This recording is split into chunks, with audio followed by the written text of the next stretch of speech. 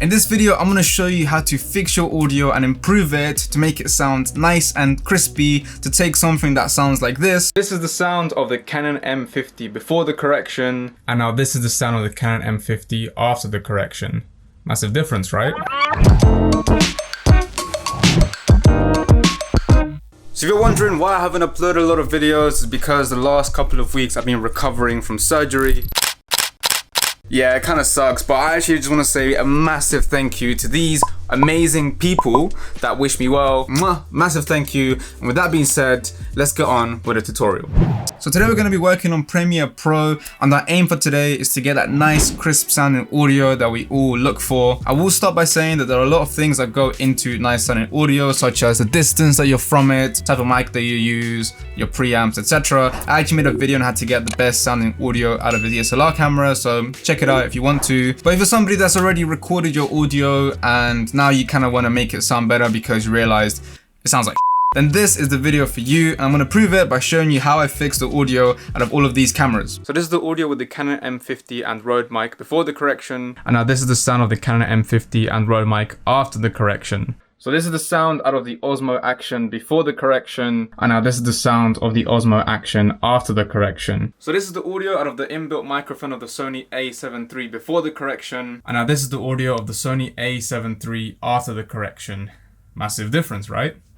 So we are in Premiere Pro, but you can do all of these effects that I'm going to show you in any editing software because they're all bog standard tools that you get for audio editing. Before we start, pro tip. When working with audio, it's best to loop what you're listening to avoid having to rewind and play again every single time you get to the end of a clip. To do this, simply do an in point and out point on your clip, go to the plus icon on your preview window, find the loop playback icon and drag it to the toolbar of your preview window, and then click this button. So whenever your cursor gets to the end of the clip, it simply goes back to the beginning. It saves you a whole bunch of time, and that's what we're all about, saving time. Oh yeah, I'm gonna need my headphones for this. So I have two clips here. The pink one is the unedited audio and the green one is going to be the audio after we do our edits. And this is currently what we're working with. And now this is the audio of the Sony A7 III after the correction. Massive difference, right? So there's two ways you can add your audio effects. The first way is literally just searching the effects here, for example, and then just dragging them to your audio, and then we can do the changes here. But what I typically do for my YouTube videos is that I apply the effects to the entire audio track. And to do that, you simply go to Window, Audio Track Mixer, and then for your audio one track, you can actually click this arrow here that says Show Hide Effects. And then here you can add all the effects that you want, and they'll all be applied to just the one audio track, audio one in this case. Pro tip.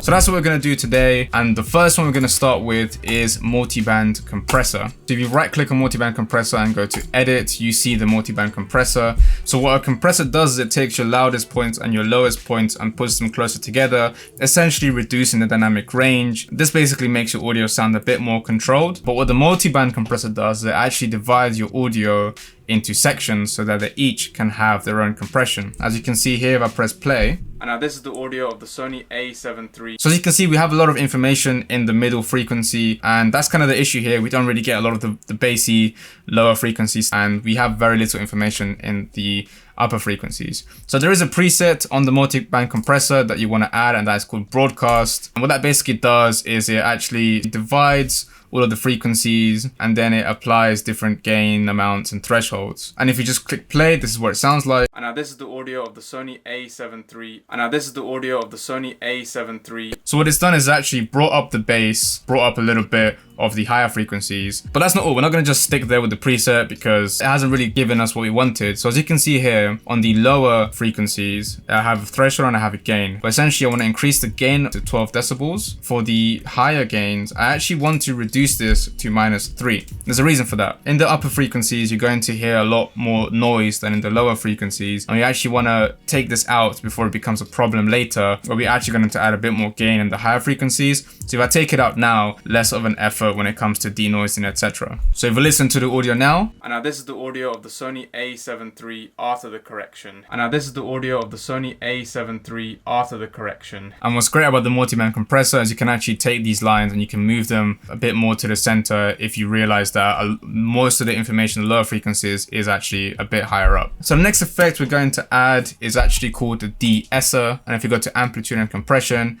and DeEsser, and then we right click on it, go to edit, go to presets, and we have the male voice DeEsser. And what a DeEsser does is it basically reduces all the harsh frequencies that you get from your S's, your C's, your F's. Depending on your microphone, you could have very sharp, high frequencies. So that's the second effect. The third one is the Parametric Equalizer. If you right click it and go to edit, this is the Parametric Equalizer. So what Parametric Equalizer does is it basically just shows you the whole frequency spectrum of your sound, and you can increase or decrease the gain. There is a preset for this as well, and it's called Loudness Maximizer that we're going to use, but essentially all it does is it increases the low end at around 120 hertz a little bit, and the high end at around 6000 hertz by 6 decibels. So now listen to what it sounds like before the parametric EQ. And now this is the audio of the SONY A7 III after the correction. And now this is the audio of the SONY A7 III after the correction.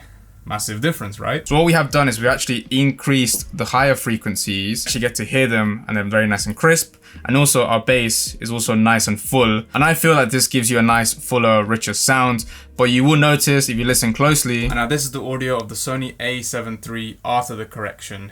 Massive difference, right? You are hearing a little bit of that hissing sound, and that is called noise, audio noise. So our next and final effect in this very simple audio editing tutorial is to add Denoise. And you'll see as soon as you add it. This is the audio of the SONY A7 III after the... Oh my god. It literally sounds like you're underwater. So what you want to do is you want to right click, you want to edit, bring the denoise back down to 0%, and then you actually want to increase it slowly to find the right balance between having little to no noise and keeping the nice rich part of your audio. You can also play with whether it focuses on the lower frequencies or higher frequencies. I usually find that focusing on all frequencies works fine. If I just try this out. SONY A7 III after the correction. Massive difference, right? And now this is the audio of the SONY A7 III after the correction. Massive difference, right? So I've only added 10% of denoise. So now let's listen to it beforehand. And now this is the audio of the SONY A7 III after the correction. And now this is the audio of the SONY A7 III after the correction.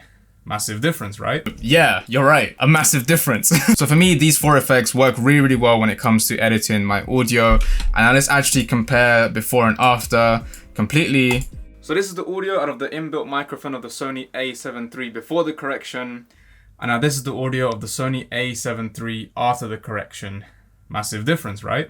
Come on. What a massive difference. Camillo, you've done it again. You predicted the future. If only I could predict my surgery. Anyways, that is pretty much the end of the video. So the reason I'm not giving you guys my exact presets for these is because they vary depending on your camera and microphone setup. So just follow the steps and tweak things depending on what you have, and you're gonna get that nice, crispy, clean, noise-free as much as you can audio. So if you like this video and you want to help me build this community, make sure you leave it a like down below. And whilst you're down there, if you haven't, make sure to subscribe, as it really helps me out. And also it helps you out because you can actually find really nice videos on my channel, such as this one where I show you how to make a hologram, or this one where I show you how I fixed the noisy footage that I got because of a mistake that I committed.